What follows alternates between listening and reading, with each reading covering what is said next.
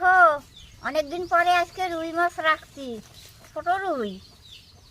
মাছগুলো খুব ভালো, টাটকা আছে, এখন কেটে নেই। একটু ছাই নিয়ে এনেছি, নয়তো মাছগুলো কাটা যায় না।